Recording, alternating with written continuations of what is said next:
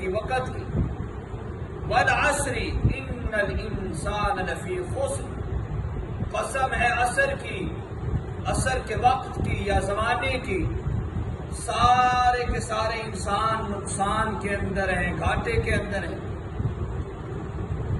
اللہ نے ان الانسان لفی خسر کہہ کر تمام انسانوں کے بارے میں فرما دیا کہ سارے انسان گھاٹے میں جا رہے ہیں، خسارے میں جا رہے ہیں۔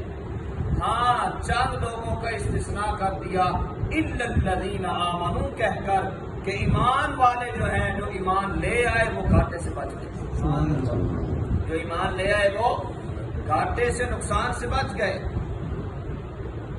دوسرے نمبر پر کون بچا؟